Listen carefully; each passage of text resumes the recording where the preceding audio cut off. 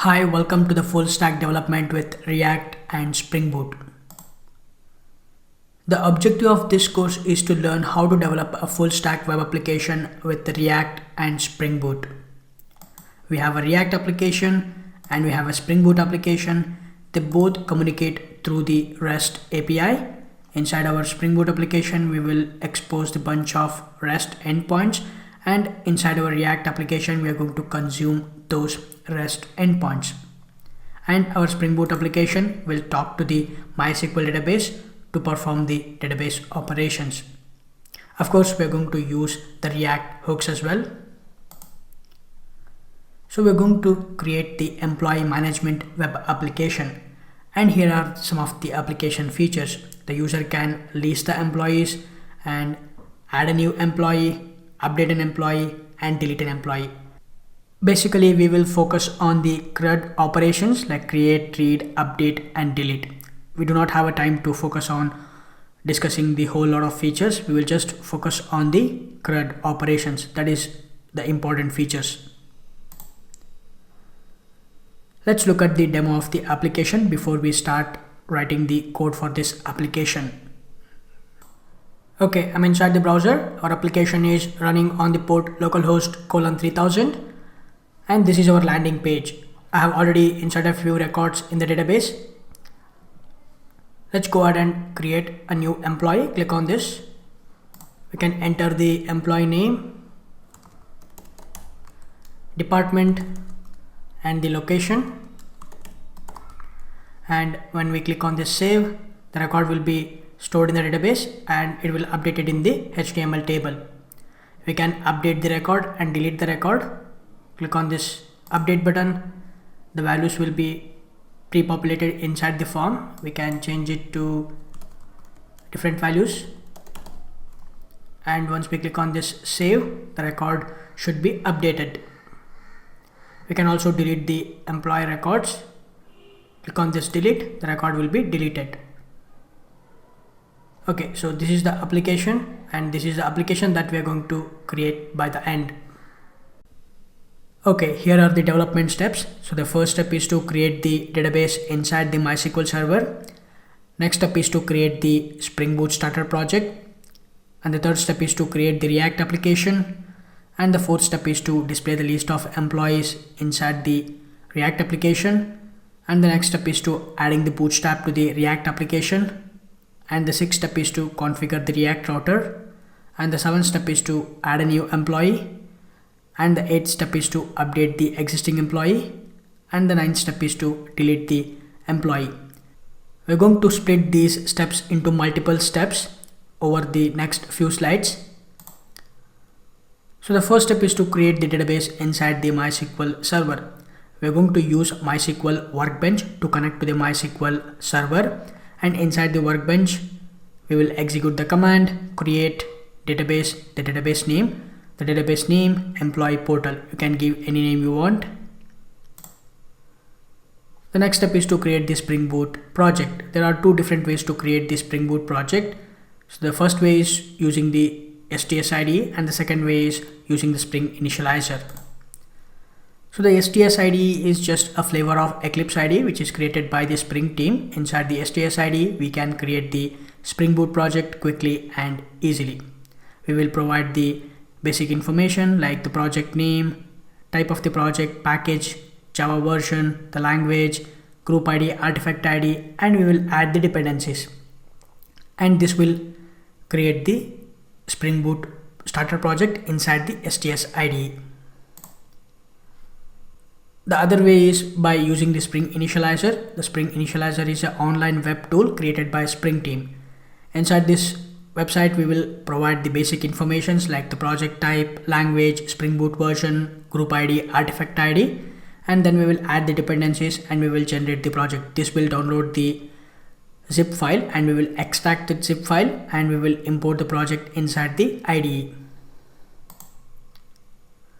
And we will add the following dependencies to our Spring Boot application. We will add the Spring Web dependency. We know that we will use this web dependency to create the RESTful web services or the web application, and it will use us the Tomcat as an embedded server. and we will add the dev tools for the development purpose, and we will add Spring Data JPA to perform the database operations, to persist the data and to read the data and to delete the data. And we will use Lombok Java library, which will reduce the boilerplate code, and we will use the MySQL driver to connect to the MySQL database. And the next step is to configure the data source to connect to the MySQL database. So inside our application.properties, we will configure the data source. We will provide the JDBC URL for the MySQL, and we will provide the username and password for the database, and we will use the JPA property hibernate.ddl-auto. We will set this to update. This will automatically create the tables for us. Okay, so let's discuss the very first feature, which is displaying the list of employees inside the HTML table. So first we are going to create the employee entity class inside the Spring Boot application. Entity class which contains the private fields, setters, getters and constructor. And also this contains few annotations, the JPA annotations like @entity. This will make this class as a JPA entity, and we will add the @table annotation to provide the table information. We will add the @data annotation from the Lombok, which will generate the setters, getters and toString. Also we will add the all argument constructor and no argument constructor from the Lombok library. And we will create the fields ID, name, location and department. For the ID, we will add the @ID annotation to make this field as a primary key type. And we will add the @generated value. We will provide the strategy generation type to identity.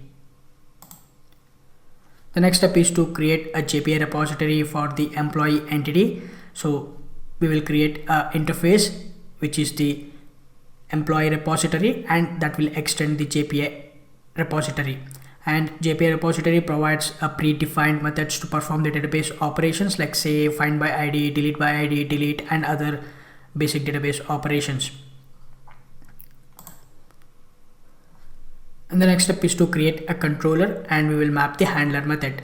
So inside the controller, we are going to auto wire the employee repository to call the JPA methods. So once we auto wire the repository, we can call the database methods like save, update, delete and other methods which is provided by the JPA. And we will create a handler method, and we will map it to the get mapping. So we will provide the URI/employees and the handler method name get all employees. Inside this method, we will make use of the employee repository to call the repository method find all. This will return the list of employees from the database. The next step is to test the REST endpoint in Postman. So the Postman is a REST client which is used to test the REST APIs. Of course, you can use any other REST clients, but I will be using Postman.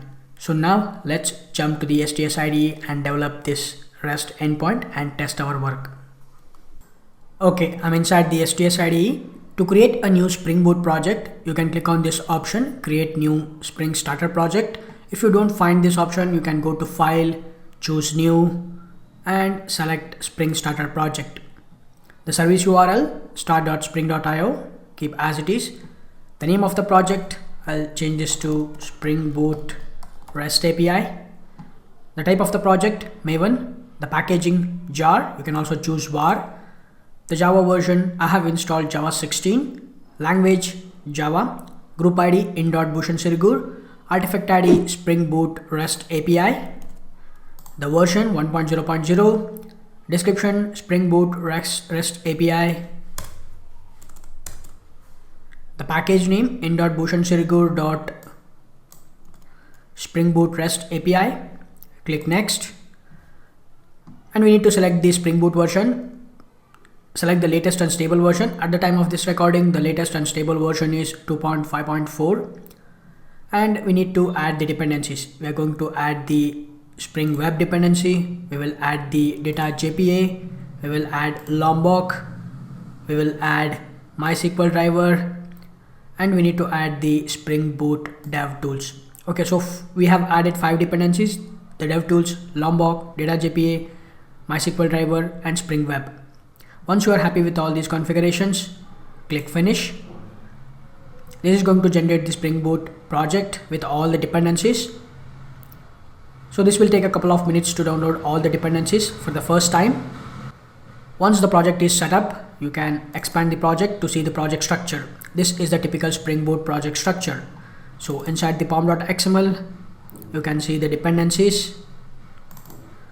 We have added the data JPA, web, DevTools, MySQL connector, Lombok, and the STS also add one more dependency, the Spring Boot starter test dependency. We can remove this dependency or we can leave as it is. Inside the source main Java, we have the base package, and inside the base package, we have a base class, which is Spring Boot REST API application. This is the entry pointer to our application, and this class contains the main method, and also this class is annotated with the @Spring Boot application annotation.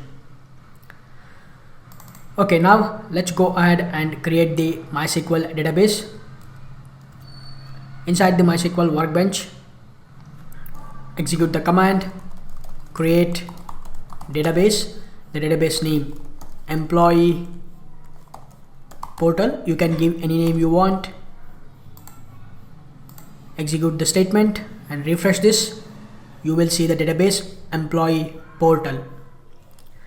Now we are not going to create the database tables. Instead, we are going to configure it in our Spring Boot application to create the tables for us. So now switch back to the STS IDE, and inside this we are going to configure the data source. So inside the source main resources, inside the application.properties file, we are going to configure the data source for MySQL database. spring.datasource.url. The STS IDE will give the suggestions. You can see the JDBC URL for MySQL database is jdbc:/MySQL:/localhost:3306/ the database name, which is employee portal. Make sure to enter the correct database name. Let's copy this and paste it here. And we also need to provide the database username and password. spring.datasource.username.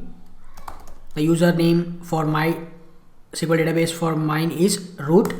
Make sure to change the username and password as per your installation. spring.datasource.password.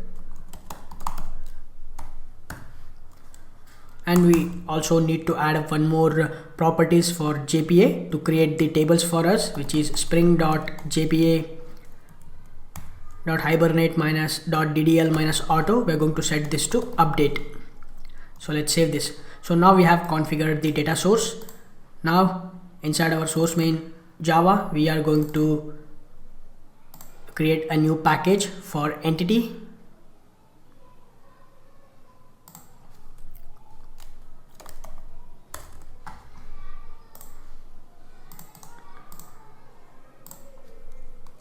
The package name entity, and inside this we are going to create a new class, the entity class, which is employee. We are going to add a few annotations. The first annotation is entity to mark this class as a JPA entity. We will add the @table annotation to provide the table information.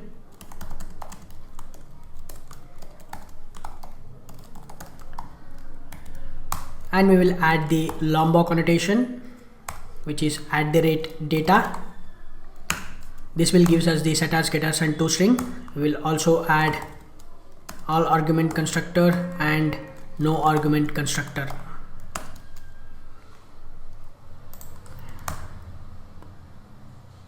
Inside this we will create the fields: private long ID, private string name, which is the name of the employee, private string department, private string location. For the ID, we are going to add @ID annotation to mark this field as a primary key, and we will add @generated value for the automatic increment for the ID, generated value, we are going to add the strategy, generation type dot identity. Let's save this. So now we have created the entity class, and inside the base package we are going to create a one more package, which is the repository, which is an interface repository, and inside this repository package we will create an interface that is employee repository, and this will extends the JPA repository, extends JPA repository, and the type of the entity is employee and the primary key type, which is long. So let's import the employee. We should add the annotation at repository to make this interface as a component, Spring component. Let's save this. So now we have created the repository, and inside the base package we will create a one more package, which is the controller package. Inside this we will create a new class, which is employee controller. Let's annotate this with the at rest controller annotation.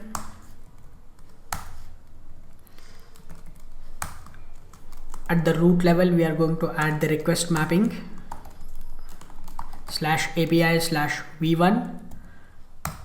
Inside this we will auto wire the repository, the employee repository. So private employee repository eRepo.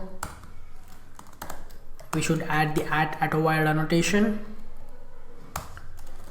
Let's create the handler method, public. This is going to return the list of employee. Handler method name is get all employees. We will add the at get mapping annotation /employees user URI,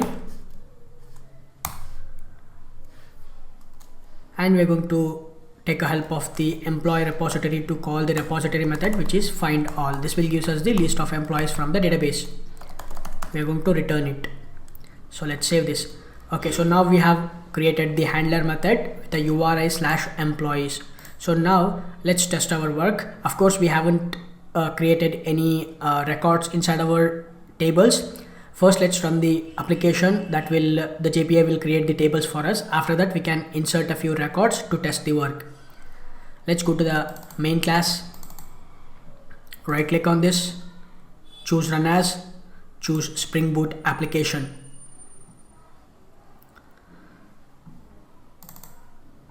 You can see the application is started on the port 8080. We can switch to the MySQL database. Let's refresh this, and if I go inside the tables, we have the TBL_employees tables, and right now we do not have any records. Let's insert few records. A department, we are going to enter the department name IT, the location India, and name of the employee, which is Bhushan.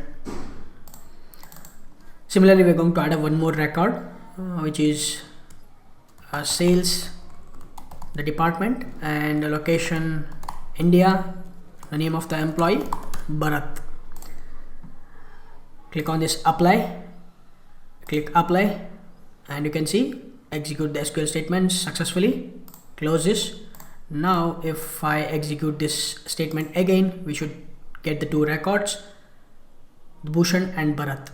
Okay, so now inside our employee table we have two records, and let's navigate to the STS IDE, and we need to test our work. So our application is already started running. Let's navigate to the browser,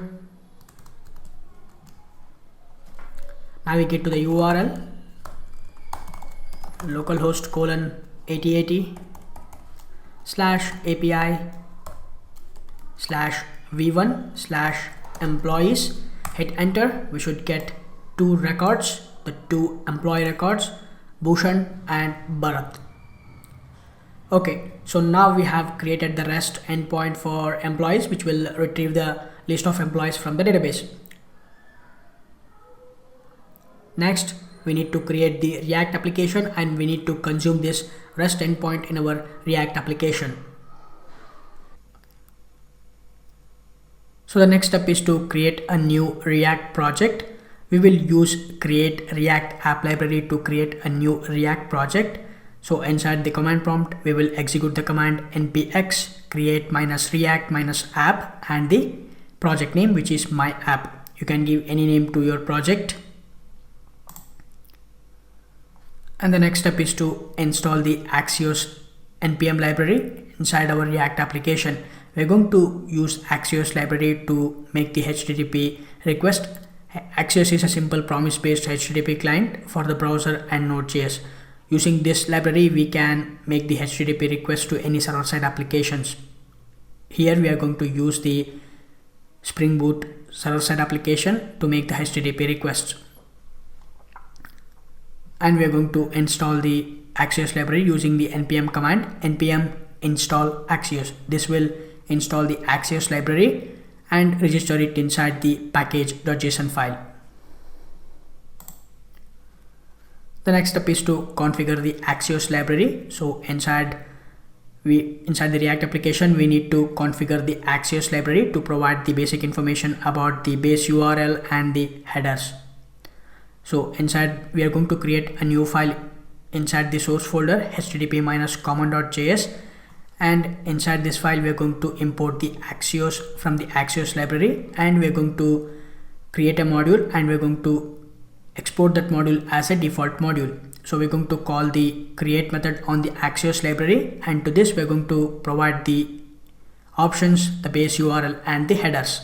The base URL, the Spring Boot URL, which is http://localhost:8080/API/v1. This is the base URL for our Spring Boot application, and we will provide the headers, which is content type. We will set this to application/JSON. Next, we are going to create the employee service, and inside the source folder we are going to create a new folder, services, to keep all service files, and we are going to call the file name employee.service.js. Inside this we are going to import the HTTP client from the http://common.js. If you remember, we have exported it as a default module, so we can import this with any name. I'm going to call this as HTTP client, and inside this we are going to create a new function get all, and we are going to make use of the HTTP client to call the HTTP get method, and we're going to provide the URI, which is /employees, and we will return it. And at last we are going to export it as a default module. We are going to export the get all function. So the next step is to display the list of employees inside the HTML table. So we're going to make use of the inside the app component, we're going to make use of the use state hook and the use effect hook. So the use state hook is used to store a value and update the value over time. Of course, we can use let and const, but the problem with the let and const, once we update the value or once we update the state, it is not going to reflect it in the DOM. So that is why we are going to use the use state hook. If you use a use state hook, the value will be reactive. So the use state hook, for this use state hook, we are going to provide the initial value. For now, we are going to provide the empty array. We can also pass any objects if we have, but here we are going to pass the empty array. And this use state hook is going to return an array, and we're going to make use of the array destructuring to grab the two values. So the first value is the initial value, which is employees, and the second value, which is nothing but the function which is used to update the state. We're going to call this as set employees. You can give any name you want, but set employees suits for this. So now we're going to make use of the use effect hook, and the use effect hook will run very first time when the component loads and every time when the state changes. So inside the use effect hook, we are going to make use of the employee service to call the get all method, and this get all method will return a promise, and we're going to handle that using then, and this will provide the response, and we can set the response data to the set employees function. So we are going to update this state, and we are going to handle exception using the catch.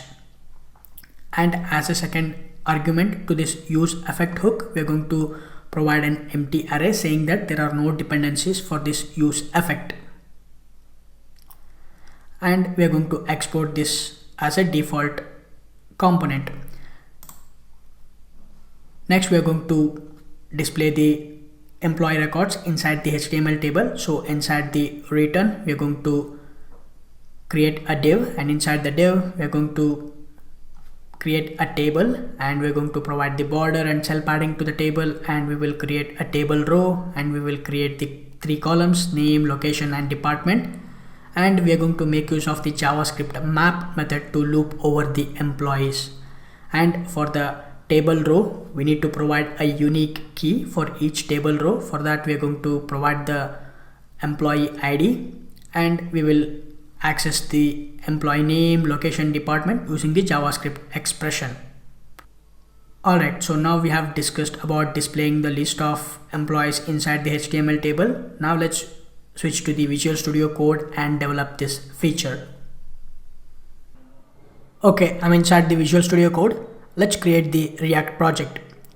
Let's open the terminal, or you can open the command prompt in case if you are on Windows. Navigate to the folder where you want to create the React project. I have already created a folder React workspace. Inside this folder, I will create the React project. To create a new React project, type the command npx create -react -app and the project name. I'm going to call this React -spring -boot and hit enter. This is going to create the React project. This will take a couple of minutes to create the React project depending upon your internet speed. I will pause the video and I will come back once the project has been created. Okay, the project has been created. Now let's run the project. To run the project, first we navigate to the folder cd React -spring -boot, and now we are inside the project. To run the project, npm start, hit enter. This is going to start the React project, and it will start the development server on localhost 3000. As you can see, localhost 3000. Let's open it inside the browser.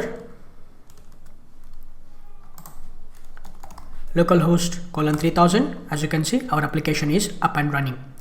Now let's open the project inside the Visual Studio Code. But before that, we need to install an extension inside the Visual Studio Code to make our React development faster. So inside the Visual Studio Code, let's go to this extension, and we are going to install the plugin or the extension, which is Simple React Snippets. And we can select the first one, which is Simple React Snippets from Burke Holland, and let's install this extension. So now we have installed this extension. Let's close this. Let's go to the Explorer, click on this open folder, navigate to the folder where you have created the project. In my case, it's in the documents and React workspace, React -spring -boot. Let's open this. So this is the typical React project structure. Let me close this welcome file, and now inside this source folder we have a couple of files. We don't need to worry about all these files. The starting file to this React application is this index.js file. So inside this React index.js file, we have the app component that goes inside the React DOM.render method, and if you open the app.js, we have a existing code. Let's go ahead and remove this existing code. Okay, so if you remember, we have installed the extension to make our React development faster. So let's create the stateless functional component. So to create the stateless React component, what we can do is just type sfc. This is a stateless functional component, and hit enter. You will get the boilerplate code for that. Now we can enter the component name, which is app. So inside this return, we are going to return the HTML content. For now, let's return a h1 tag. hello world. Let's save this. Let's navigate to the browser. You can see hello world. Okay, so now let's go ahead and install few packages inside our Visual Studio Code. So Visual Studio Code comes with an integrated terminal. To open that integrated terminal, all you can do is press Ctrl and tilde, and we got the terminal. So inside this terminal, we're going to install the npm package. We're going to install the Axios library. Axios library is a simple promise based HTTP client which will help us to make the HTTP clients to our backend application. So let's go ahead and install that. Npm install, or you can type I, which is short form for install, and the package name, which is Axios. Hit enter. This is going to install the Axios library and it will register inside the package.json file. If you open the package.json file and inside this dependency section, you can see we have the Axios library. Okay, so now what we need to do is we need to configure the Axios library. So for that, inside our source folder, I'm going to create a new file which is http-common.js. So inside this, we are going to configure the Axios library. So at the top, we are going to load the Axios library, import Axios from the Axios library, and we're going to export this module as a default module. Export default Axios dot, we're going to call a create method. This will take an object, and we're going to provide a few options. The first one is the base URL. So the base URL, http://localhost:8080/API/v1, and we're going to provide a one more option which is headers. We have to provide the headers as well, which is content minus type, and the content type is application/JSON. Okay, so now we have configured the Axios library and we have exported this module as a default module. So we can import this module inside our components with any name. So let's save this inside our app.component, inside our app.js. We are not going to directly make a HTTP call inside this app.js. Instead, we are going to create a service file. So inside the source folder, we're going to create a one more folder which is services. And inside this services file, we're going to create a new file for the employee service, employee.service.js. and inside this, first of all, we're going to import the Axios library HTTP client. So like I said, we have exported this as a default module, and we can import this module with any name. So inside this employee.service.js, I'm going to import with the name HTTP client.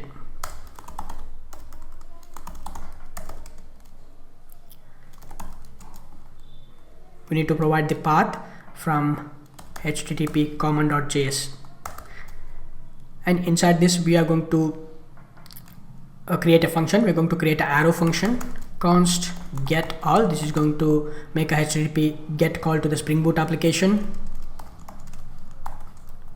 We're going to make use of the HTTP client to call the get method, and we're going to provide the URI, which is /employees.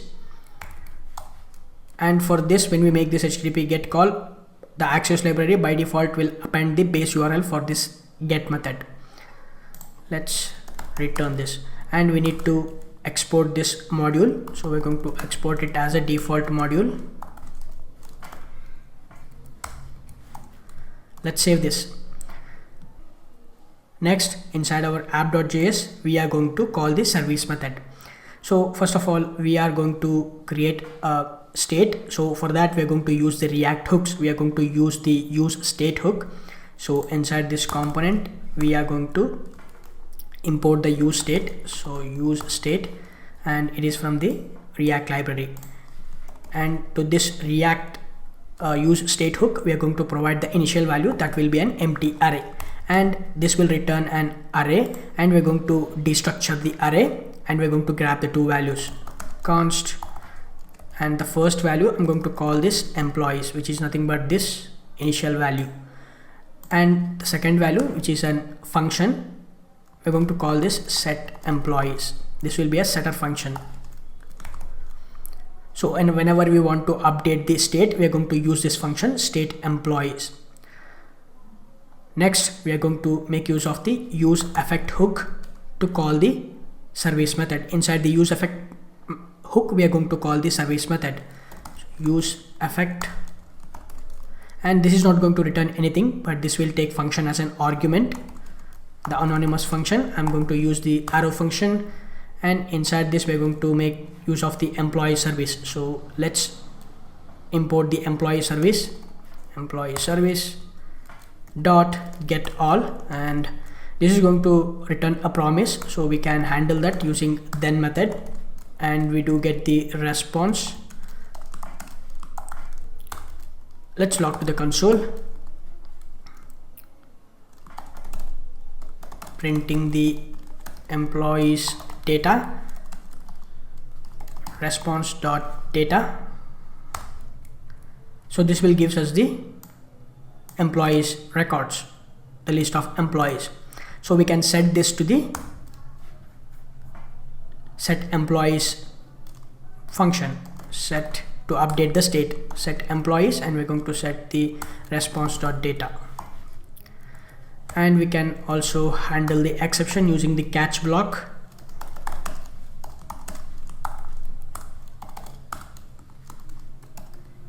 Something went wrong, error. And as a second parameter for this use effect hook, we are going to provide an empty array saying that there is no dependencies for this use effect hook.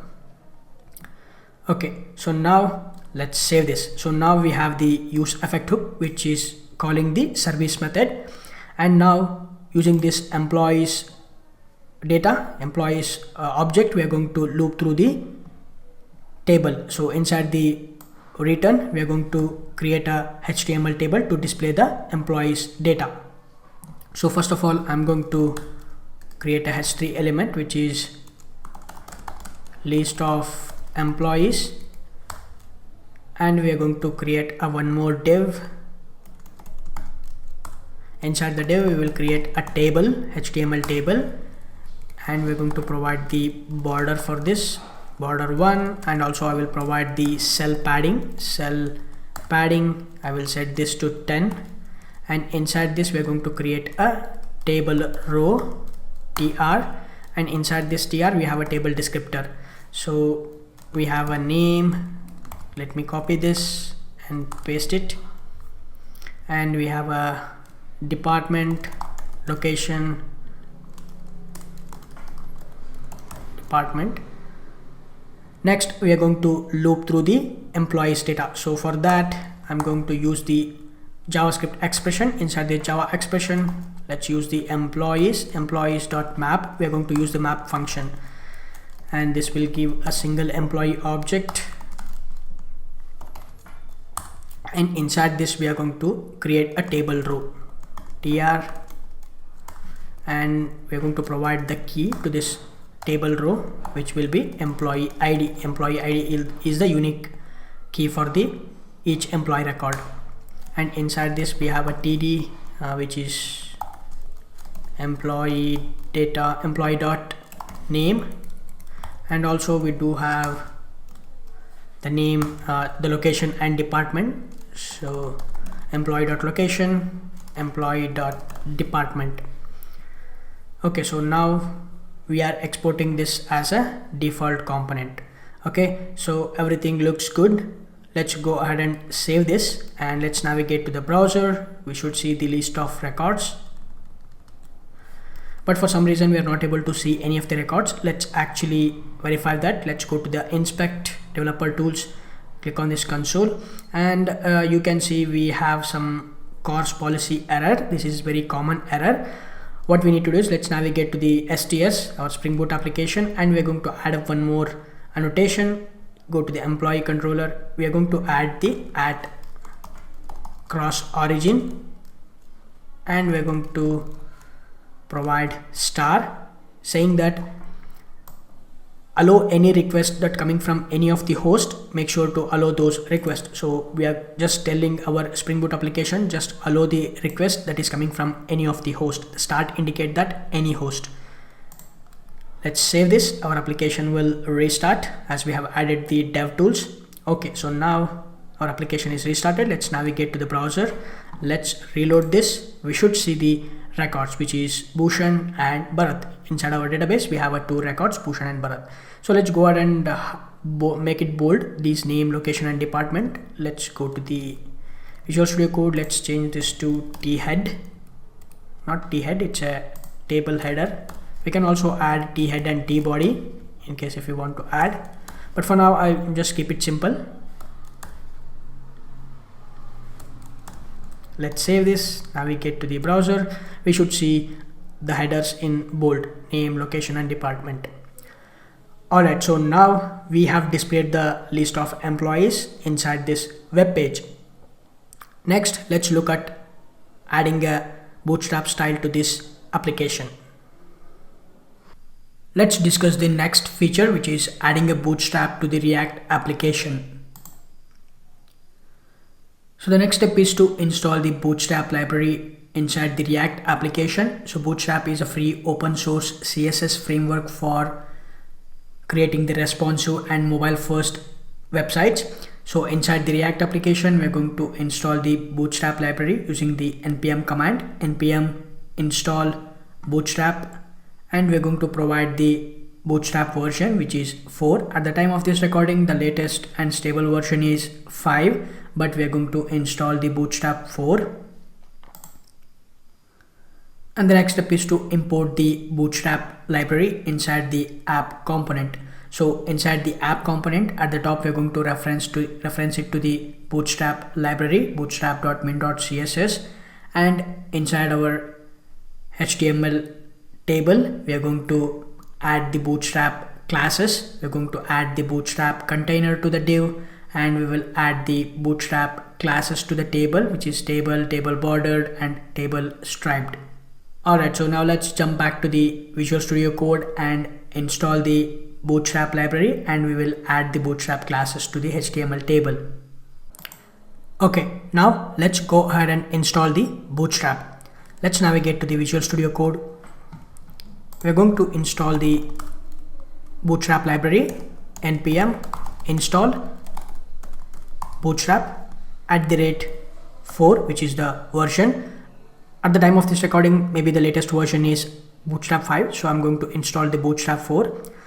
Hit enter. This is going to install the Bootstrap 4 on our React application.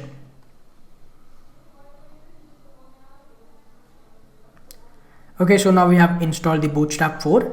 Let's import the library. So inside our app.js, we are going to import our Bootstrap library. So at the top, let's import using the import keyword and bootstrap /dist/css/bootstrap.css. Okay, so we can also use minified version, bootstrap.min.css. As soon as we save this file and if we navigate to the browser, we should see some changes. You can see the fonts and the table, you can see the difference. Okay, so now let's apply some CSS classes to table and the headers. Let's navigate to the Visual Studio Code, and first of all, I'm going to add a class to this div. I'm going to use the Bootstrap class, which is container. This will give us the nice padding from the left and right side of the web page. So let's save this, and if you take a look at the browser, you can see now we have a nice padding between the left and right side of the web page. And also I'm going to wrap this tr inside the t-head.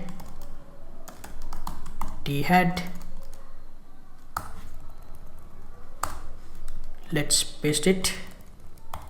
Let me format it correctly. And to this t-head, we are going to add a class, Bootstrap class, which is t-head minus dark. Let's save this. You can take a look at the browser.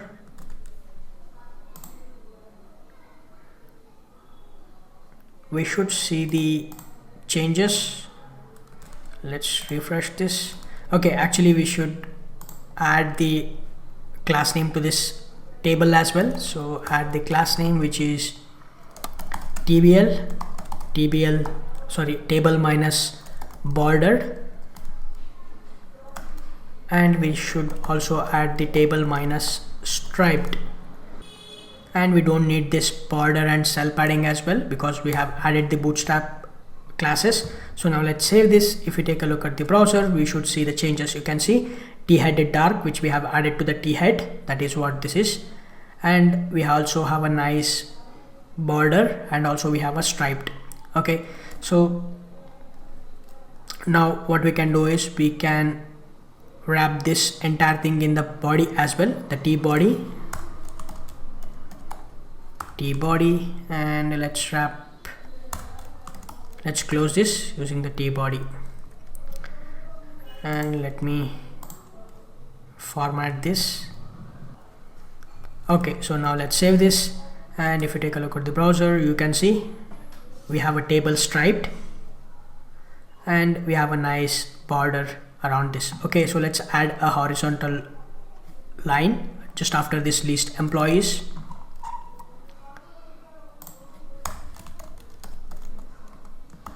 Let's save this, and if you take a look at the browser, you can see now it looks much better than the previous one. Okay, so now we have added the Bootstrap styling to our React application. Next, let's discuss on creating a new employee. Let's discuss the next feature, which is configuring the React router. So the next step is to install the React router npm library. So inside our React application, we are going to install the React router DOM npm library. We will execute the command npm install react router DOM, which is the npm library name. This will install the npm library and registers it inside the package.json file. Next, we are going to create a new component, which is employee list. So we're going to create a stateless functional component. Inside the components folder, we're going to create a components folder inside the source folder to keep all our components. And we are going to just copy and paste the app component code to this employee list. This employee list component is responsible for displaying the list of employees. We will just move the code from app.js file to the employee list.js. Next, we are going to create a stateless functional component for not found.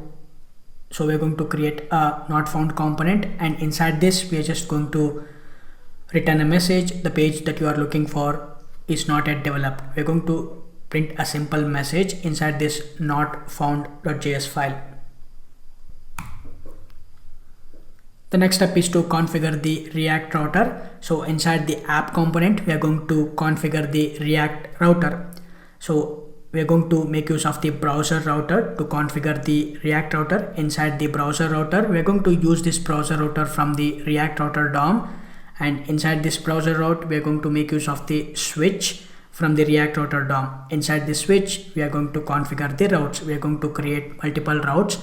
So the first route, we are going to map it to the URL, which is / and we're going to map it to the component employees list. And we're going to create a wildcard route. We are going to map it to the not found component. If none of the routes has been executed, then the wildcard route will be executed. Let's say suppose the user is navigate to the URL localhost:3000/abc, which is not even configured here.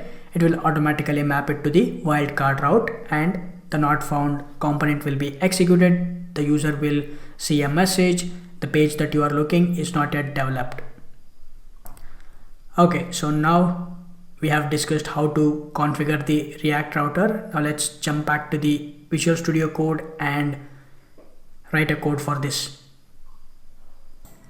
Okay, let's go ahead and install the React router DOM. Open the Visual Studio Code.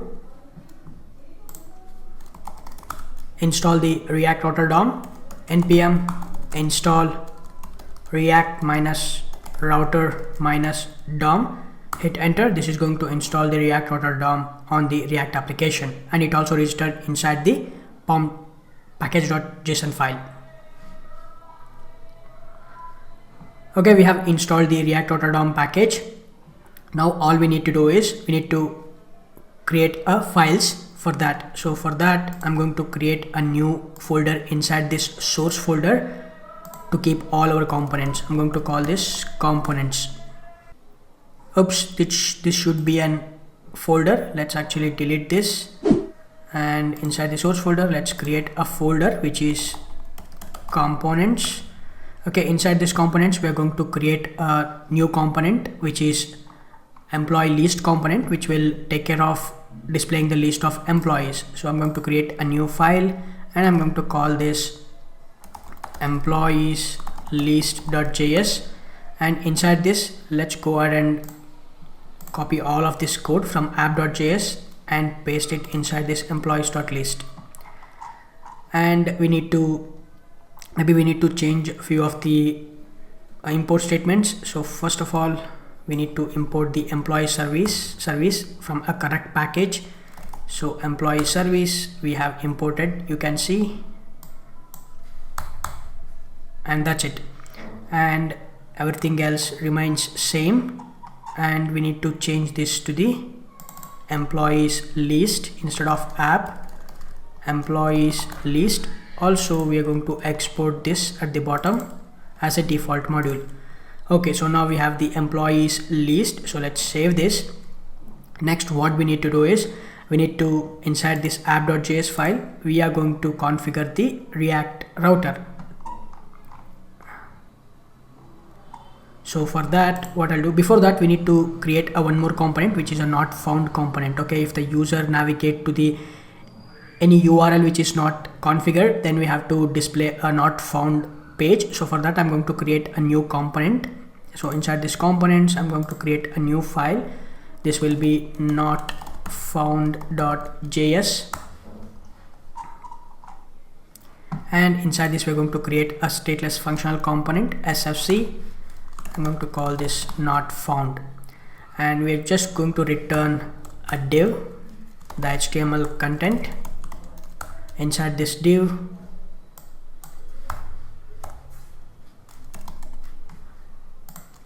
we are going to return a paragraph, which is the text. The page you are looking is not yet developed or created. You can give anything you want. Now let's save this. Okay, so now we have a not found component. We can use this inside our React Router DOM. So we can configure as a new router. So inside the app.js, let's go ahead and configure the router. First of all, let's go ahead and remove everything. And first of all, I'm going to use a component, functional component, and inside this we are going to use the browser router.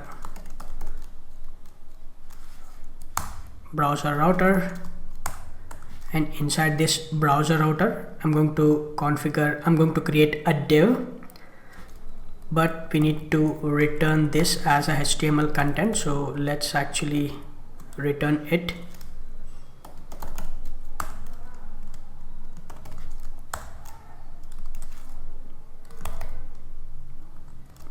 Inside the browser router, let's create a div, and inside this div, I'm going to create a switch. Let's import the switch as well. Okay, we're going to import the switch from the React Router DOM. Let's import the switch. Also, we're going to import the route. Inside this switch, we are going to create a route, the route which will be the exact path for slash and component that will be employee list. Employees list, we have imported that as well. You can see we have imported the employees list.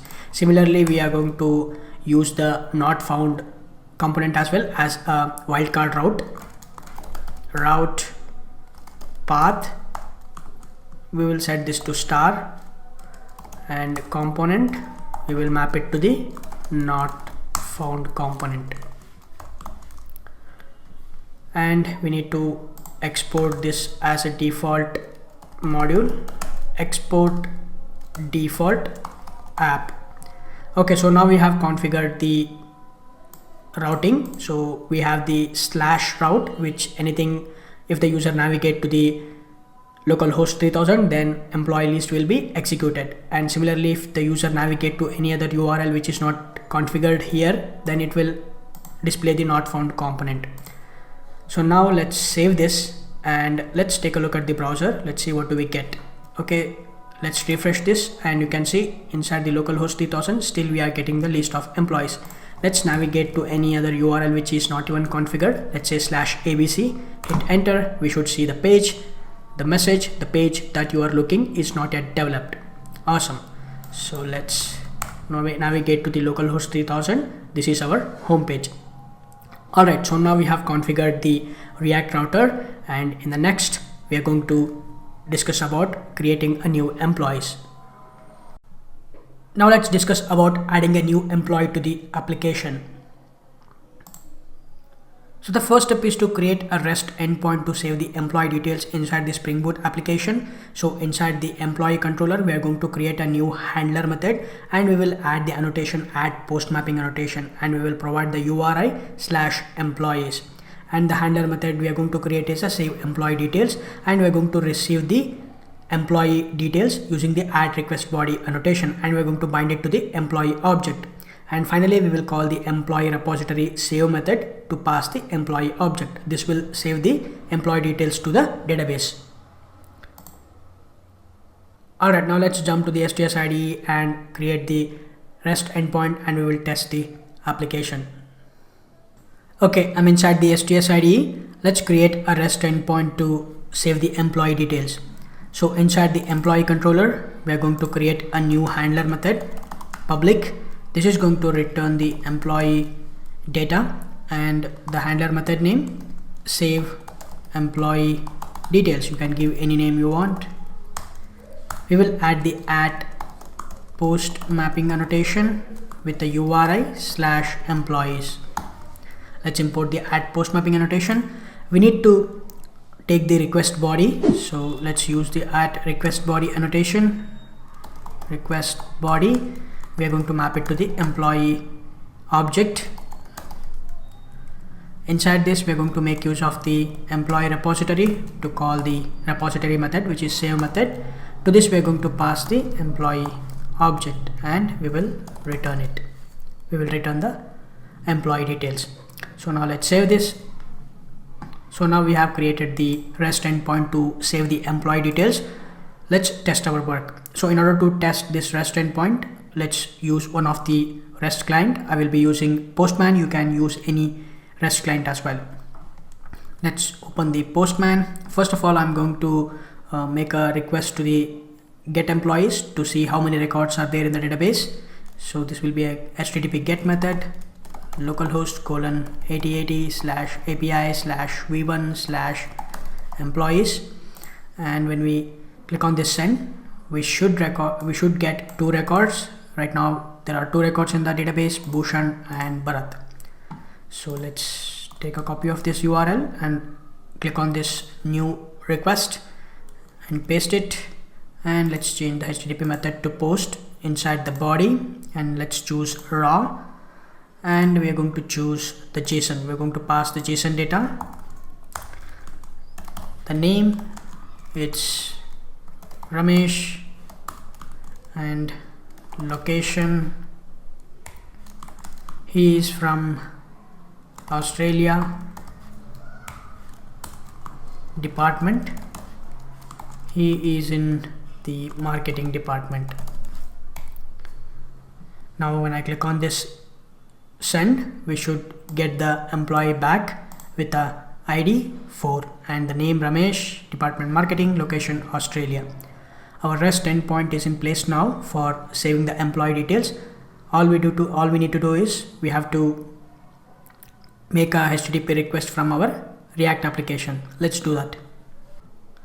Next, we need to create a service method to save the employee details inside the React application. So inside the employee.service.js, we are going to create a new function, create, and this will receive the employee details as a parameter. And we are going to make use of the HTTP client to call the HTTP method, which is a post method. And to this post method, we are going to pass two parameters, the URI, which is /employees. So the Axios library will automatically prepend the URI, the base URI, which is localhost:8080/API/v1, and it will automatically append this URI /employees to it. And as a second parameter, we will pass the employee details. So this will call the Spring Boot application post method, and it will save the employee details to the database. And also we need to export this as a default module. We're going to export the create function. Next, we are going to create the add employee component. We are going to create a stateless functional component inside the components folder, add employee, and inside this add employee, we are going to create a state to store the name, location, and department. And we are going to create a new method, save employee, and this will receive the event as a parameter. Inside this, we are going to call the prevent default to stop reloading the web page after clicking the submit button.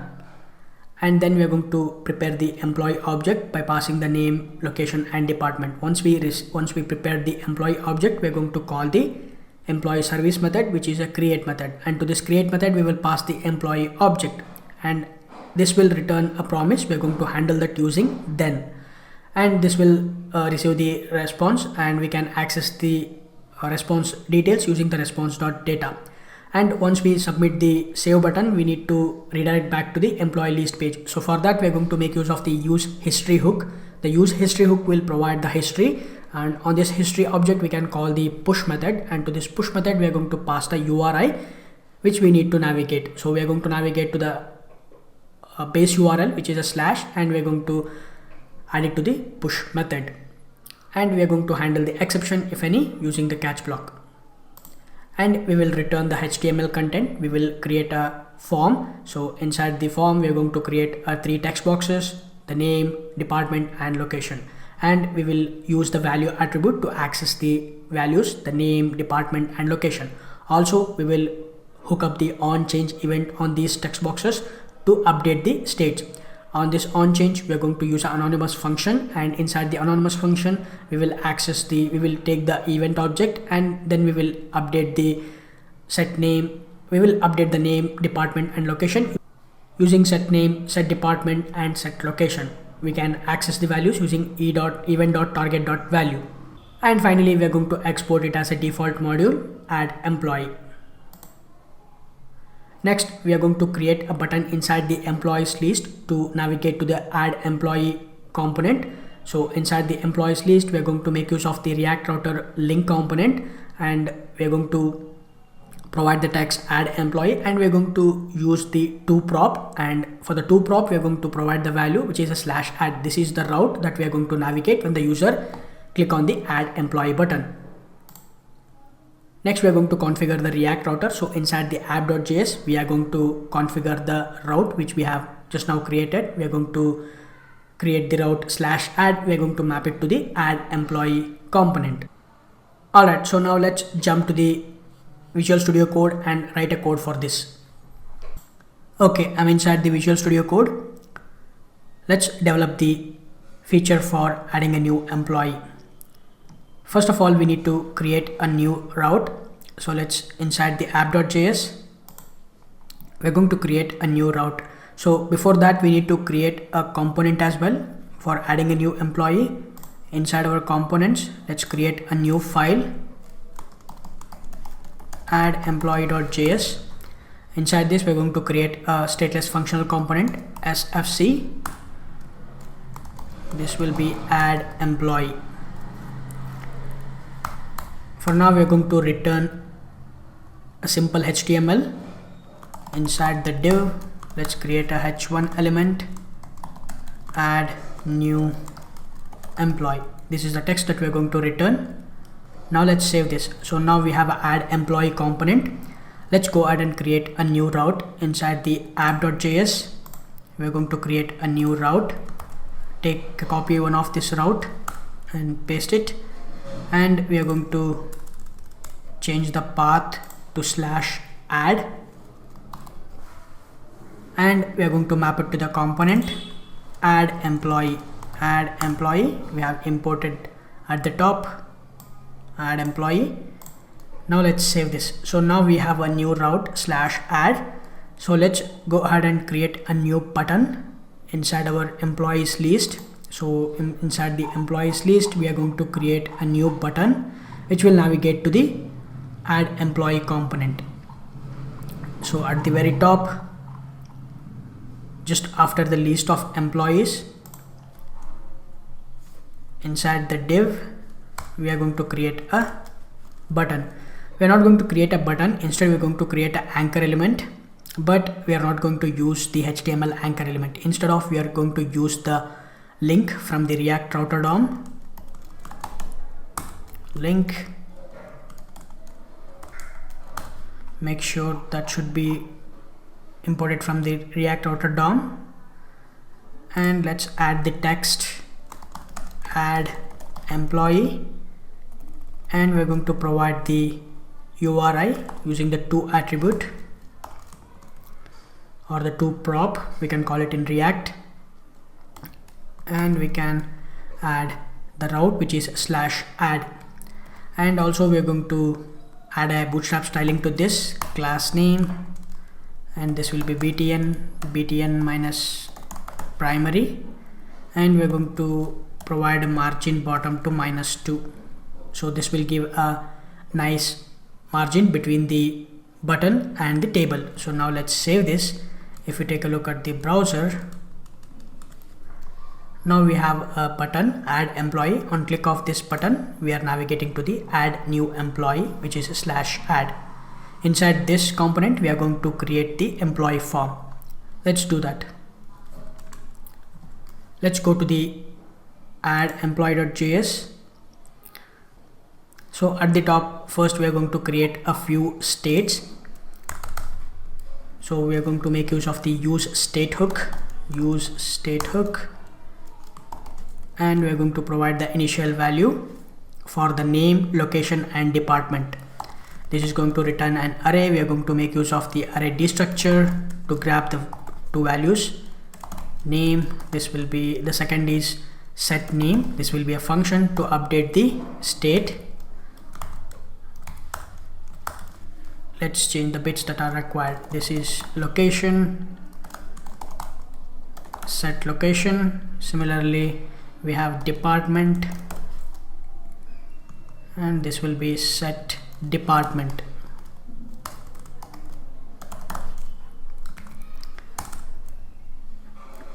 Now inside this, we are going to create a method. So before that, first let's design the form.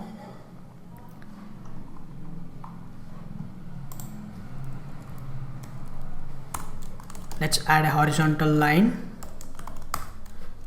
First of all, I'm going to add the bootstrap class, which is container. Already we have discussed about the container, which will give us the nice padding between the left and right side of the web page. So inside the container, we have the add employee. Let's actually change this to H3. I don't like H1, that will be too big, the font size. So let's keep it H3, and we have a horizontal line. And inside this, let's create a form. Inside the form, we are going to create a div. Let's add the bootstrap class name, which is form group.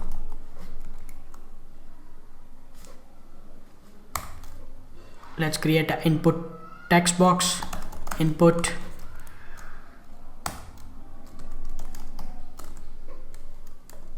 type, which is text box,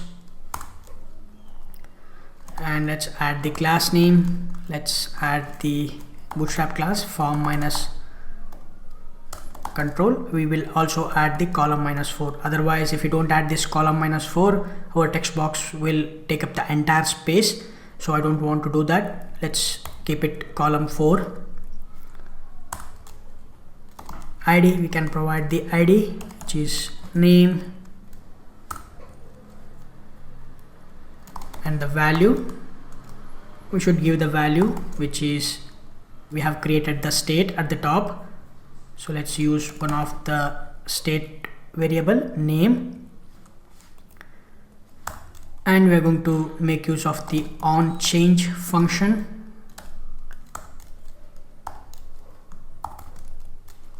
And we will provide the anonymous function which will take the event argument, and we're going to make use of this set name function to update the state. Set name,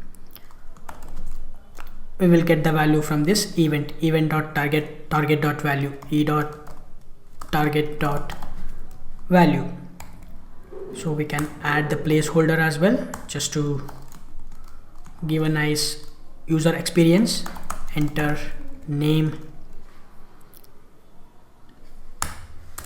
Okay, so now we have created an input text box for name, the employee name. We will do the same thing for location and department as well. So let's take a copy of this and then change the bits that are required. So we have an input text box which is class name, column 4, ID. Let's change this to department, and let's change the value to department as well. Set name, instead of set name, set this to department and enter department. Similarly for the location, ID, let's change this to location. Value, let's change this to location as well.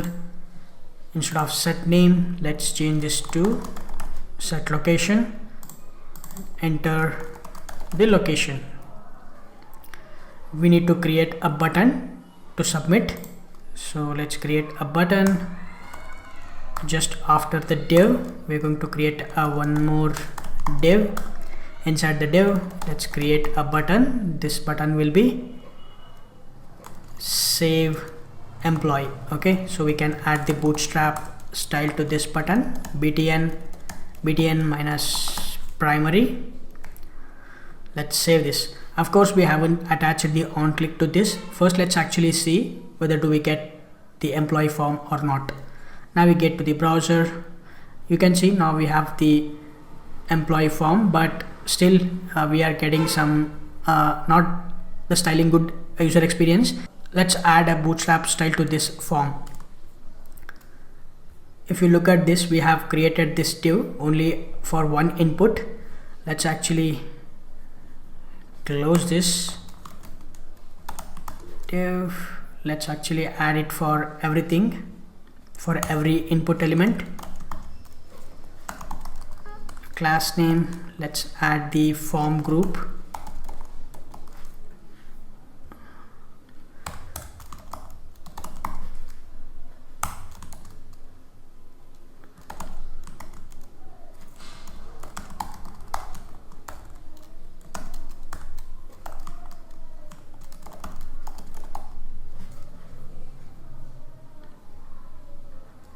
So let's save this. Now if we take a look at the browser, you can see now we have a nice padding between the each text boxes.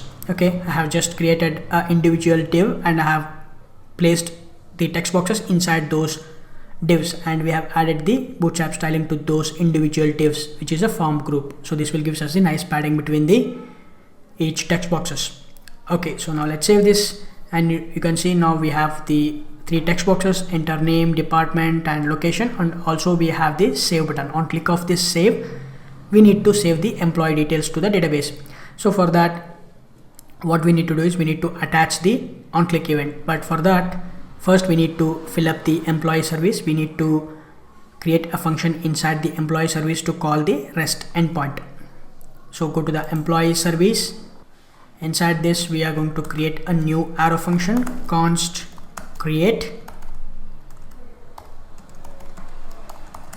This will be an arrow function. So let's make use of the HTTP client to call the post method, and this is going to take the user form details. So I'm going to call this data, and we're going to pass this data to the REST endpoint. So we need to provide the URI, which is /employees, and we will pass the form details. we will return this back. Now we need to export this function as well. We're going to export this. So let's save this. So now we have a service method which will make the HTTP call to the Spring Boot application. Inside the add employee, all we need to do is we need to hook up the save employee method. So I'm going to call the onClick method, and we need to create a method for that. So let's create a new method at the top. I'm going to call this save employee.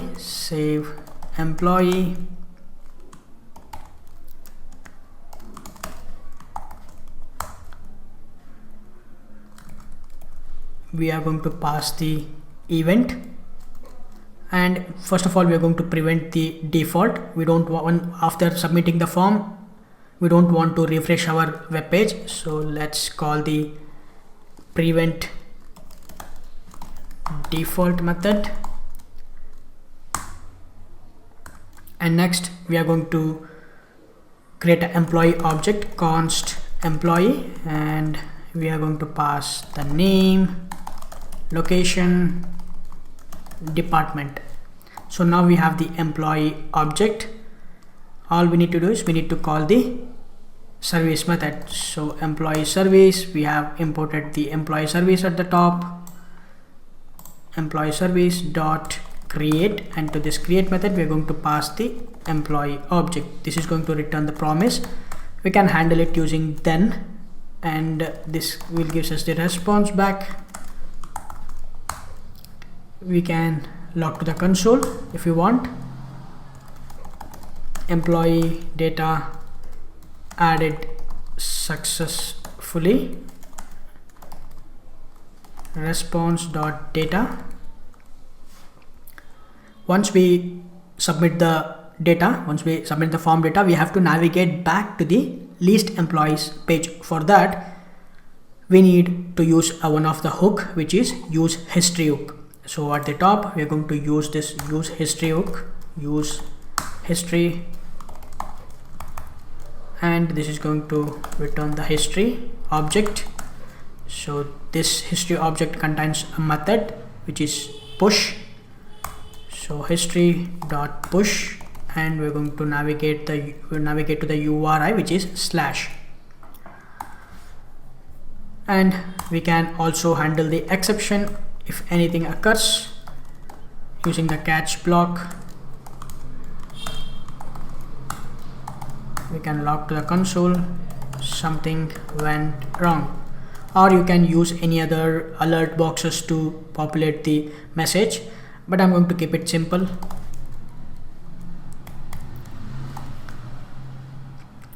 Okay, so now we have a save employee method which will make the HTTP call. It will call the service method. The service method will call the Spring Boot REST endpoint. So let's save this, and we need to call this method on the on click of this button. Save employee, and we need to pass the event object. I think we should use an anonymous function. Yes, we should use the anonymous function. Save employee, and we will pass the event like this. Okay, so now let's save this and let's navigate to the browser. Let's actually go from the beginning. So on the landing page we have the add employees. Click on this add employee. We have a nice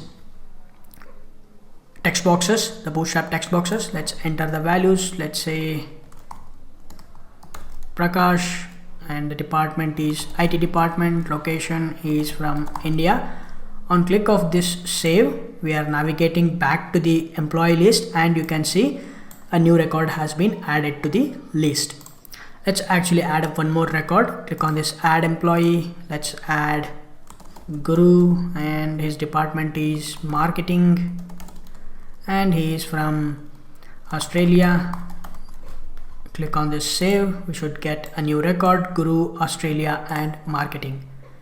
Awesome. So one last thing we need to do is on click on this add employee, we need to provide a link that is going back to the list employees. As of now, there is no way to go back to the list unless we hit the back button. So let's go ahead and do that as well. Let's go to the Visual Studio Code just after this form, and we are going to create a horizontal line, and after this we are going to make use of the React Router DOM link.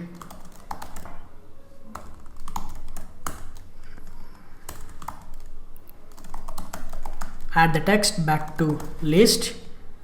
We will provide the prop, which is 2.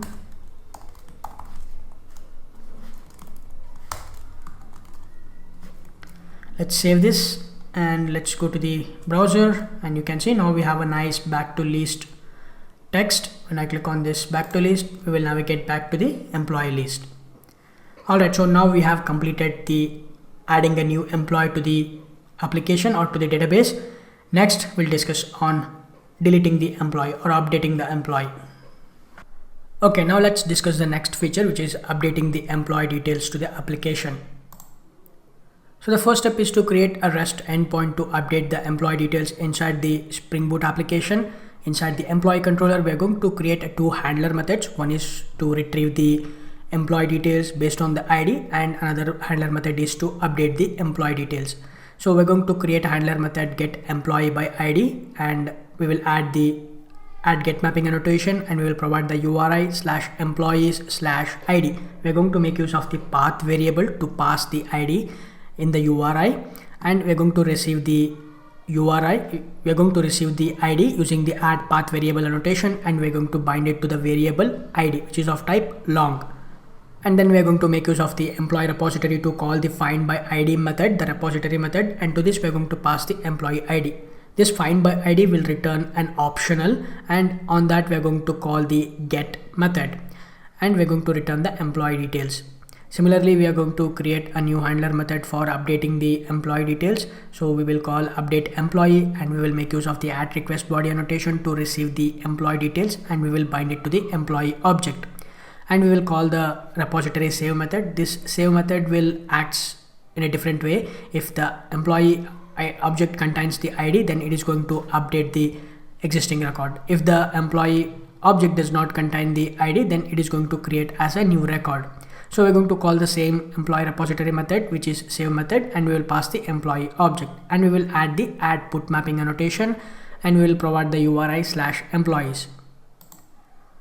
Okay, now let's jump to the STS IDE and write a code for this, and we will test this REST endpoint. Okay, I'm inside the STS IDE.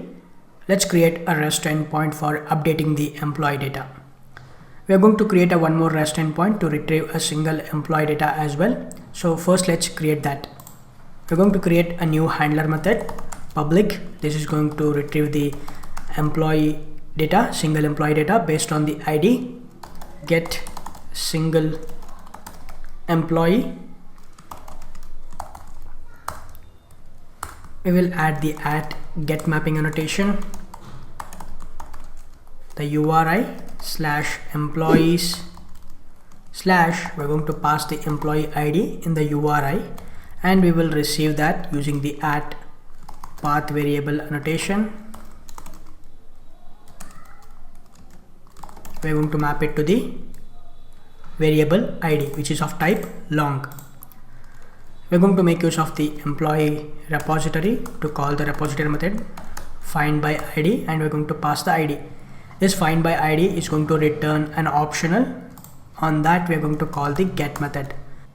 As of now, we are not going to concentrate on the exception handling. Just call the get method on this find by ID, and we will return it. So now we have the handler method for retrieving a single employee based on the ID. Let's create one more handler method for updating the employee, public. This is going to return the employee data as well, the updated employee data. Handler method name update employee details. We will add the annotation put mapping, the URI/employees and we can pass the employee ID, but we don't need to do that. We just go ahead and receive the employee object. We are going to pass the ID to this employee object, make use of the request body, and employee, we're going to map it to the employee object. Inside this, we're going to make use of the employee repository to call this repository method, which is the save method. This save method will act both save method, and it will act as a both saving the data and updating the data. If this employee object contains the employee ID, then this is going to update the existing record. If this employee object does not contain the employee ID, then this is going to act as a creating a new record. So let's pass the employee object, then return this. Okay, so now we have a REST endpoint to updating the employee data as well as retrieving the employee data based on the employee ID. So let's save this and let's test the endpoints. Let's open the Postman, and first of all, let's go ahead and see how many records are in the database. Right now we have 4 records: Bhushan, Bharat, Ramesh, Prakash, Guru. We have total 5 records. Let's actually retrieve the second record, the employee ID, which is having 2. Localhost /8080/API/v1/employees/the employee ID, which is 2. And when I click on this send, we should get a single employee record, which is Bharat, which is having the employee ID 2. Now let's go ahead and update the same record. Let's change the department to IT. So let's take a copy of this and let's open a new tab. Localhost /8080/API/v1/employees. Let's change this to put mapping. Select the body and choose raw, choose JSON, and paste the data.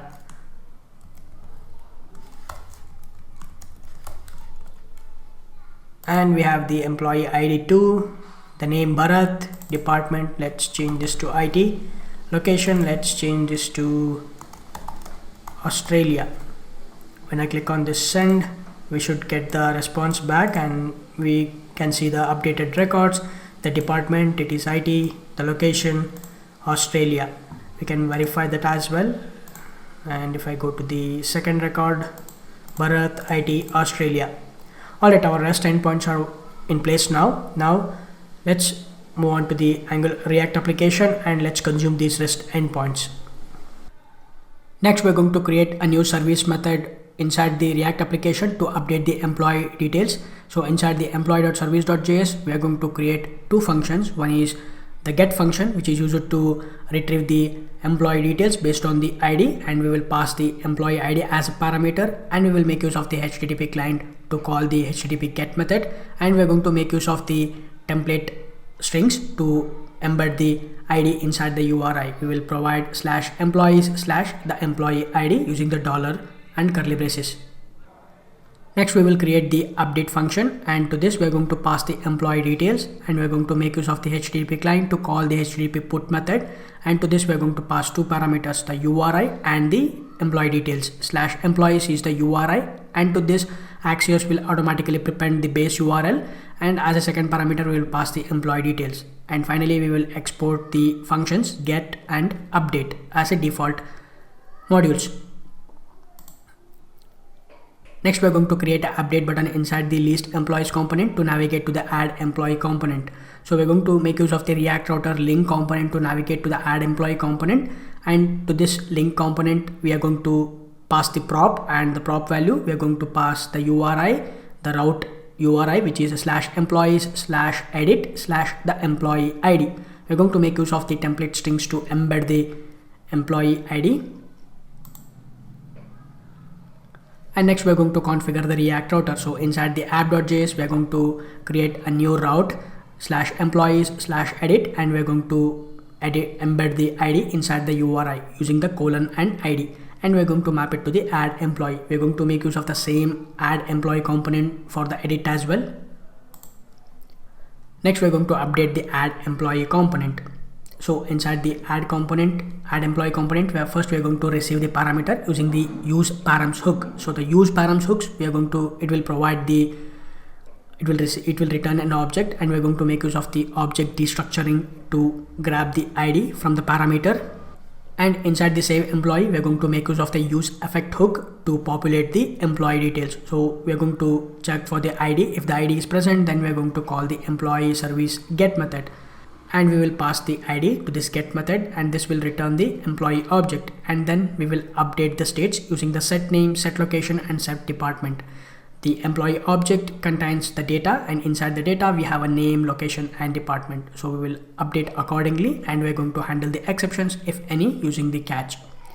And finally, inside the save employee, and inside this we are going to modify the employee object. We are going to pass the ID this time, and then we are going to check for the ID inside if the ID is present, then we are going to update the employee details by calling the employee service method. If the ID is not present, then we know that the user is trying to create a new record. We are going to call the employee service create method.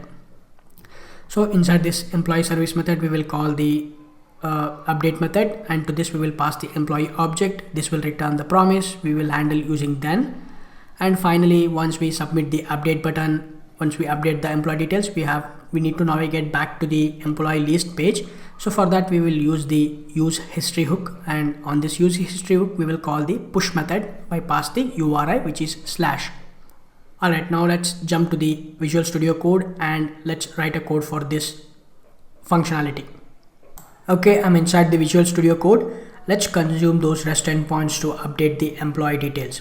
First of all, we are going to update the employee service file. We are going to make the HTTP calls inside this employee service. Let's create a new arrow function to retrieve the single employee based on the ID. Const, we're going to call the method name as get, and this will take the ID as a parameter, and we will make use of the HTTP client to call the get method. We are going to make use of the JavaScript template strings /employees/ we will embed the employee ID, and we will return this. Similarly, we are going to create one more arrow function for updating the record. Const update, we will pass the employee data. Let's call this data. Let's make use of the HTTP client to call the put method, and to this put method we are going to pass the data as well as the URI /employees, and we will pass the data.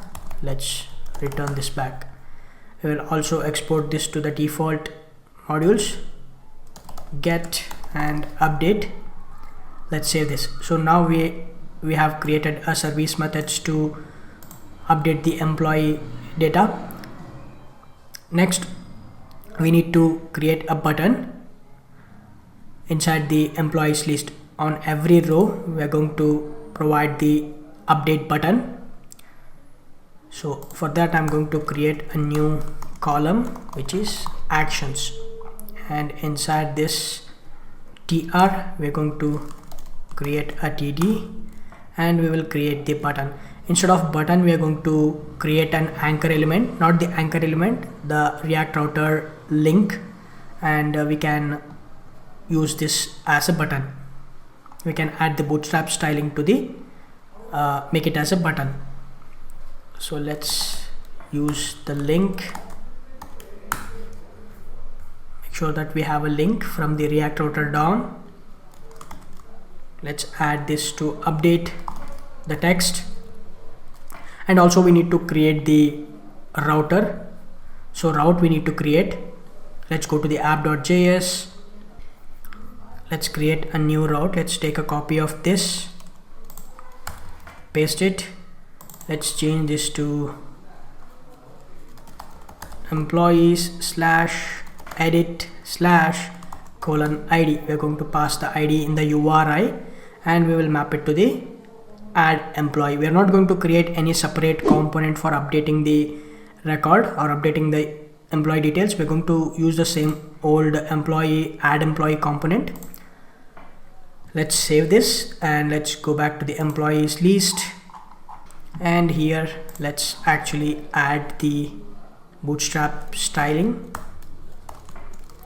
btn minus info, and we are going to add a toProp.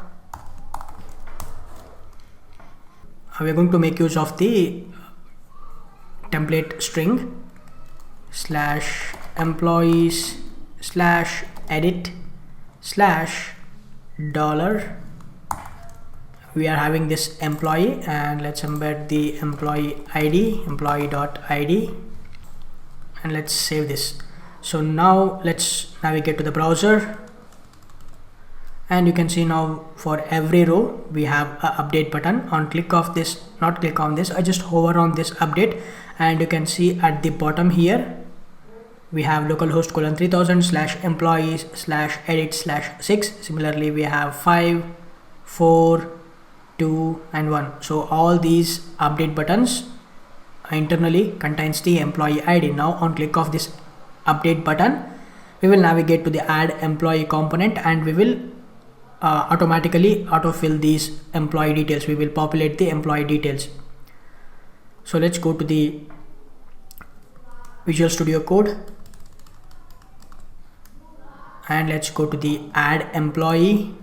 Inside this, first of all, we need to grab the parameter from the URI. So for that, we are going to use the React hook, use params, and we have imported from the React router, use params, and we are going to grab the ID. This will return an object. We are going to make use of the object destructuring to destructure the ID, and now we have this ID. All we need to do is we need to pass this ID inside this employee object. So let's pass the ID inside this employee object, and next we are going to write a small condition here. Based upon the condition, we are going to perform the HTTP request. We are going to update the database operation. So let's cut this and let's write a condition. If the ID is present, then we are going to update the record. Else we are going to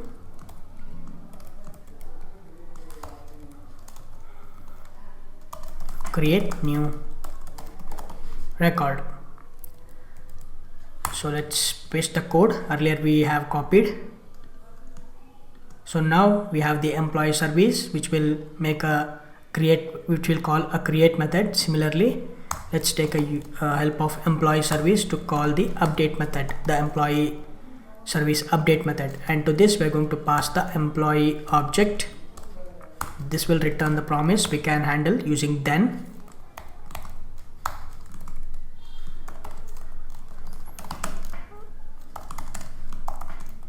We can log to the console,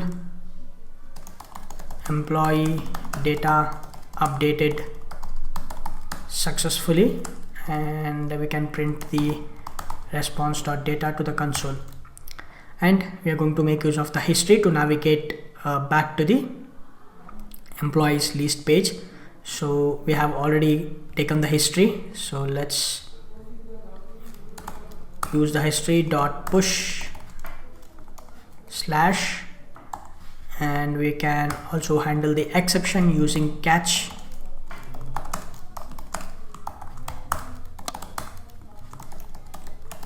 Something went wrong. We can log the error to the console.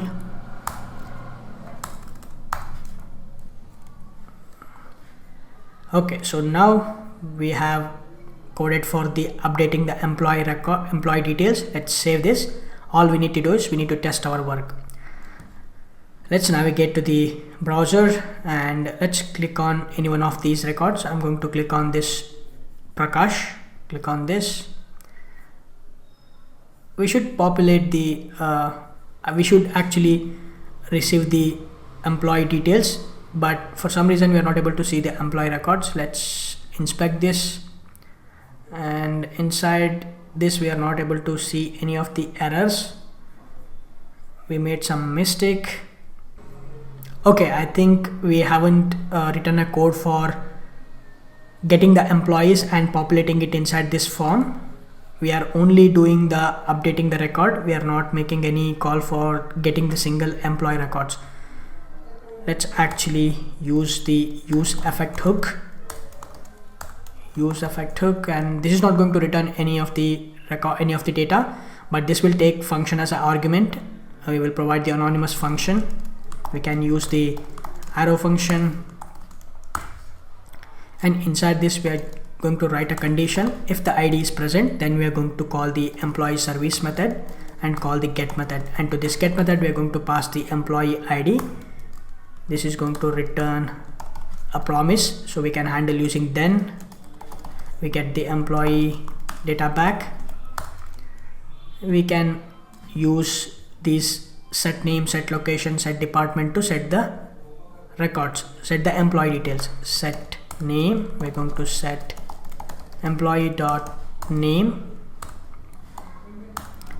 Set location, employee dot location. Set department, employee dot department. And we can, okay, we have set the name, location and department. We can even handle the exception using catch. We can print the error to the log to the console. Something went wrong.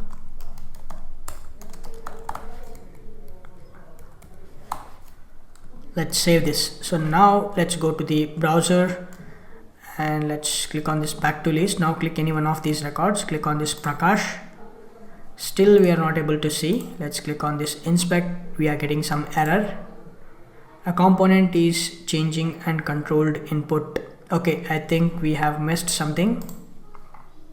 We need to provide one more piece of information. We have to provide the second parameter, second argument. This method is not dependent on anything, so we have to pass an empty array. So let's save this. Now let's navigate to the browser, and this time we should see. Let's see. Still we are not able to see. Let's click on this inspect, and still we are getting some exception. Printing the employees data. Okay, I think we missed something. This is not actually employee name, location and department. We get the employee.data. Similarly, employee.data.location, employee.data.department. Let's save this. Now we should see the records. As you can see, Prakash IT India. Let's click on this back and click on this Prakash again. You can see. Let's try for other records. Click on this Bharat. We should see Bharat IT Australia. Let's try for the last record, Guru Marketing Australia. Let's go ahead and change this and update the record. Let's change this to IT, not IT, India. And when I click on this save, you can see the Guru location has been changed to India. Let's change my name, Bhushan. Let's suppose I'm working in a sales department. Let's update this to sales. When I click on this save, we should see the record has been updated. Okay, so let's actually add a new record. This is, let's say, ABC, and department is some department, some location. Click save. You can see the new record has been added. ABC, some location, some department. So now we can update the record and we can add the record. Next we will discuss on deleting the record. Okay, now let's discuss about the last feature, which is deleting an employee from the application. So the first step is to create a REST endpoint inside the Spring Boot application to delete the employee details. We are going to call the repository method delete by ID to delete the employee, and we are going to create a handler method delete employee by ID, and we are going to add the annotation add delete mapping annotation, and we will pass the ID inside the URI, and we will receive that ID using the add path variable annotation, and we are going to bind it to the variable id of type long, and we will call the repository method delete by id. We will pass the employee id to it, and we're going to return the response entity of the status code no content, which is 403. Alright, now let's jump to the STS IDE and write a code for this, and we will test the REST endpoint. Okay, I'm inside the STS. Let's create a REST endpoint for deleting the employee. Inside the employee controller, let's create a new handler method, public. This is going to return the employee object, delete employee by id. Let's add the annotation delete mapping /employees/ we're going to embed the id inside the URI, and we're going to receive that using the path variable. We're going to bind it to the id variable. Let's import the @delete mapping annotation. Inside this, we're going to make use of the employee repository to call the repository method, which is delete by id, and we're going to pass the employee id. But this delete by id is going to return void. So what we can do is we can return a response entity. So return new response entity.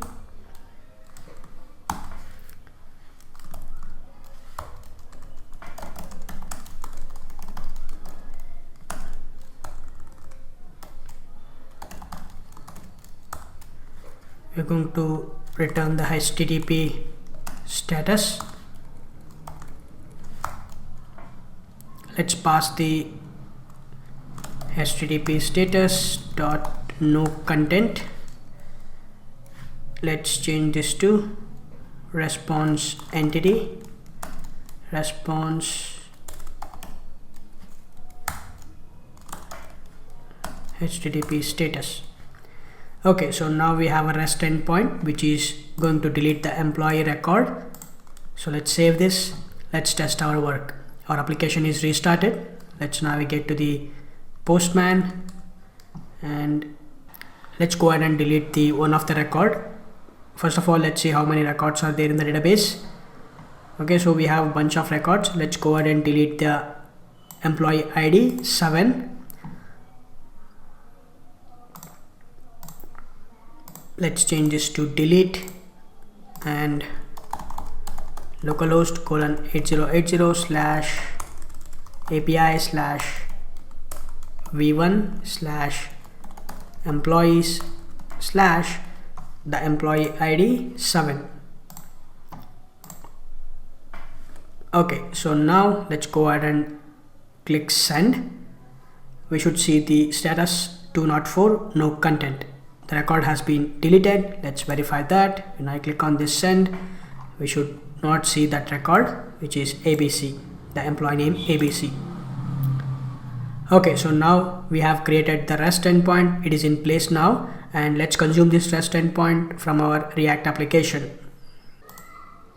Next, we need to create a service method inside the React application to delete the employee. So inside the employee.service.js, we are going to create a function remove, and to this function we are going to pass the employee ID, and we are going to make use of the HTTP client to call the HTTP delete method, and to this we are going to pass the URI using the template strings /employees/ID using the $, and we are going to export the remove function as a default module. Next step is to create a delete button inside the employee list component. Inside, just next to the update button, we are going to create the delete button, and to this delete button we are going to hook the on click event, and we are going to call the handle delete method, and we are going to pass the employee ID to it. Inside the employee list component, we are going to provide the implementation for the handle delete method. So inside the handle delete method, we are going to call the employee service method, which is a remove, and we are going to pass the employee ID to it. This will return the promise we are going to handle using the then, and we're going to print a log to the console, the employee deleted successfully, and we're going to handle the exception if any using the catch block. Alright, this is it, and let's jump to the Visual Studio Code and write a code for this. Okay, I'm inside the Visual Studio Code. Let's go ahead and create a new method inside the employee service to delete the employee record. Inside the employee service, let's create a new method, const remove. This will take the employee ID as an argument, and we are going to make use of the HTTP client to call the HTTP delete method, and we are going to make use of the template string. So /employees/ we're going to pass the employee ID. We will return this, and we need to export this as a default module. Let's save this. So now we have a method inside our employee service. Let's call this method inside our employees list. So inside the employees list, first of all, we are going to create a new method to call the service method to delete the employee record. So inside this employees list, after the use effect hook, we are going to create a new method, const, I'm going to call this handle delete. This will take the employee ID as an argument, and inside this we are going to make use of the employee service to call the service method, which is remove, and to this we will pass the employee ID. We will handle this promise using then. We can log to the console, employee deleted successfully, response.data. We will not get anything because we are not sending anything back from our Spring Boot application. Next, we are going to refresh the table. So, but before that, we need to handle the exception using catch. Let's log this error object to the console. Something went wrong. So to refresh the table, what I'll do is, first of all, I'm going to cut this get all service method. So let's take a copy, let's cut this, and I'm going to create a new method which is init.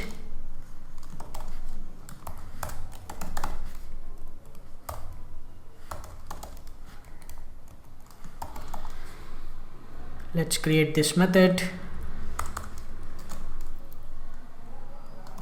const init, and I'll paste that code. So now we have this init method, so I can call this init method inside this as well. So inside the response, success response, we're going to call the init method. Let's save this, and we need to attach this handle delete to the button. So let's create the button. We can create a button as well, delete, and we can add the Bootstrap classes, which is btn minus danger, and we can attach on click, and we can reference to the method which is handle delete. So let's save this. Now let's go back to the browser. You can see now we have the delete button as well. So let's go ahead and add a Bootstrap styling to apply padding between these two buttons. We can add margin left -2. Let's save this. If you take a look at the browser, you can see now there is a nice margin between the update button and the delete button. So let's go ahead and delete one of the record. Let's delete the Prakash record. When I click on this delete, the record should delete, but let's actually refresh this. Okay, the record is not deleting. Let's actually inspect this. When I click on this delete, okay, we are getting some exception, delete API/object, so header is not present. Okay, I think we missed something. Let's go ahead and verify that. Let me close this. On click of this, we're calling the handle delete method. Okay, I think we missed something. That is, to this handle delete, we need to pass the employee ID, but we are not passing that. Let's actually cut this. We can use the anonymous function, which is, this will take the event, and inside this we will pass the handle delete, and to this handle delete we can pass the employee dot id. So let's save this. Now let's go back to the browser. This time we should delete the records. So when I click on this delete, you can see the record has been deleted. Let's delete for this Ramesh as well. Click on this delete. The Ramesh record has been deleted. Let's delete this last record as well, just to confirm it. Let's click on this delete. The Guru record has been deleted. Now there are 2 records inside the application. Awesome. So now we have completed this entire full stack application with Spring Boot and React.